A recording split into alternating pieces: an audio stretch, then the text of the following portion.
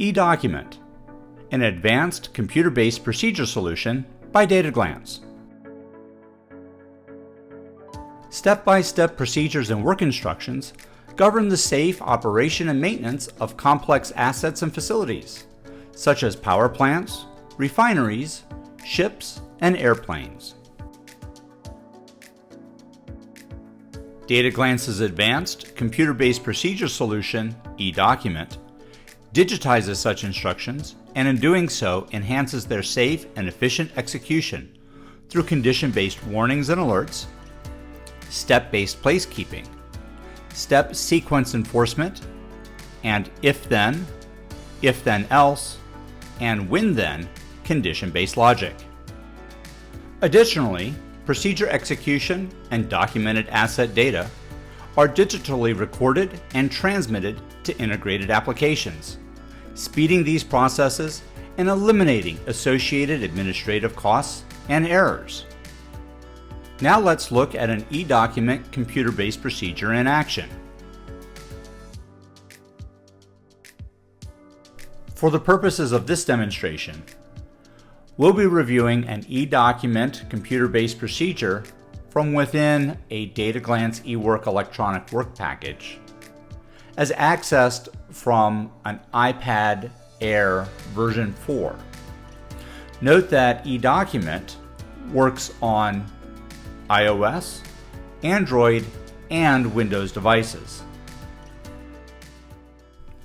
Here we see the main electronic work package screen, with the electronic work packages assigned to this device, individual, or individual's crew, showing in the left package list column. Hiding the package list column reveals the contents of the electronic work package on a folder basis. Note that the package contains the work order, materials lists, media such as images and videos, procedures, and so forth. Expanding the procedures folder reveals 5 procedures associated with this electronic work package. Procedures with their titles shown in green are those that have been executed or are in progress. Those shown in blue have yet to be started. Note that the icons associated with the procedures designates the procedure type. The page with the PDF label indicates a procedure that is a PDF electronic procedure. Those represented by a page icon with a pen associated with it are computer-based procedures. Let's select the demo CBP and explore an eDocument computer-based procedure and its execution.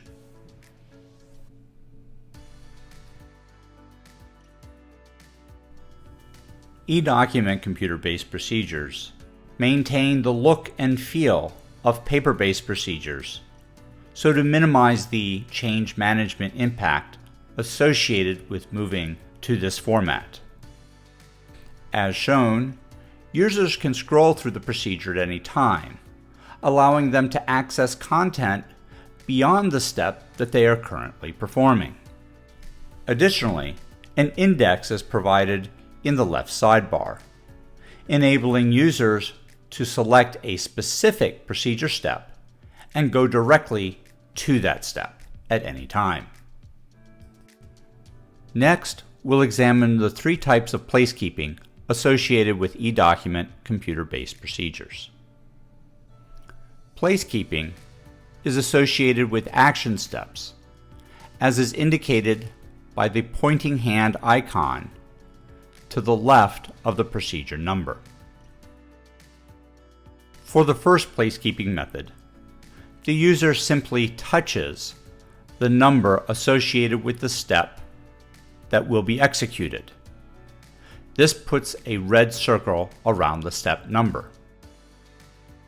Following execution of the step, the user touches the step number again, at which time a slash is put through the step number, indicating that the step has been completed. To demonstrate the next placekeeping method, we'll select the next action step in sequence. To perform this placekeeping method, click the hamburger menu to the right of the checkbox that is to the right of the action step. From the drop-down menu that appears, select In Progress. Selecting In Progress will put a red circle around the checkbox area. Once the step is completed, touch the hamburger menu again and select Completed. A check now appears in the checkbox to the right of the step, indicating that the step has been performed. Moving on to the next step, we'll see the third way placekeeping can be performed in an eDocument computer-based procedure. Note that every time we perform a step, the whole step itself is circled in blue. Some consider this the circle part of circle slash. Now observe in step 2.3.2 that there is a warning. eDocument reinforces warnings, cautions, and notes, requiring them to be read and acknowledged by the user prior to allowing the step to be completed. Here, with the step circled in blue, we can simply click the checkbox to mark the step as completed. But in doing so, because we have not acknowledged the warning, we're given a pop-up warning directing us to read and acknowledge the warning before completing the step. We acknowledge the pop-up, read and acknowledge the warning, and then can apply the check to the completed step. eDocument also reinforces sequential step performance for continuous use procedures. In our current example, if we were to select step 2.4.2 prior to completing step 2.4.1 and attempt to mark step 2.4.2 as completed, eDocument would alert us to the fact that we had skipped step 2.4.1 and direct us to complete that step prior to completing step 2.4.2. The user must now acknowledge the warning box, select step 2.4.1, and perform that step before proceeding on with step 2.4.2. I'm now going to advance us to the instructions portion of the procedure, section 4.1. After performing steps 4.1.1 and 4.1.2, the user is taken to step 4.1.3. Note that this action step has a gear icon to the left of the word select. This gear icon symbolizes that there is logic associated with this step. This particular procedure is a maintenance procedure for the fill and leak checking of 1, 2, or number 3 accumulators. In this case, the user will select from the drop-down menu an accumulator to be performed, and then the if-then logic associated with the computer-based procedure will take the user to the appropriate portion of the procedure to be performed. Note the red asterisk next to the drop-down menu, indicating that this selection is mandatory. The user in this case selects accumulator number 3, and then placekeeps step 4.1.3 as being completed. Once done, eDocument's if-then logic takes the user to step 4.4 associated with accumulator number 3. Notice that eDocument also marks as not applicable sections 4.2 and 4.3 associated with accumulators 1 and 2.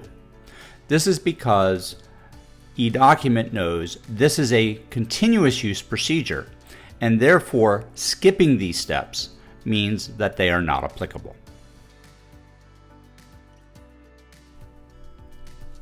Now at step 4.4 for accumulator number 3. We'll begin by reading and acknowledging the note, and then moving to step 4.4.1. For this example, let's assume that this particular ball valve should be in a position of closed and locked.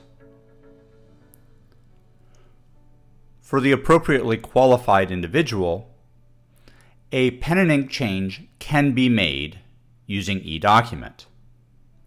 In this case, the user selects the pen and ink change icon among the icons in the upper row to the right-hand side of the procedure. The pop-up window now appears and allows the user to enter the pen and ink change. Notice that the original text is kept marked in red with a strike-through line appearing through it. The replacement text now appears also in red, thereby drawing attention to what has been changed. Once the change is accepted, it is saved to this procedure, not to the master procedure. Consequently, a procedure change request may be in order. Again, from the top right icon row, change request is selected, the change request details entered, and then the change request saved. Notice to the left of the checkbox, a change request icon now appears. Moving forward to step 4.4.3, where the user is removing a cap on an accumulator valve. In this case, let's assume that there was some sort of deficiency associated with the valve cap. The user can take an image of that valve cap and embed that within the eDocument CBP. Additionally, the user can also put a comment associated with that valve cap or step and save it in the CBP.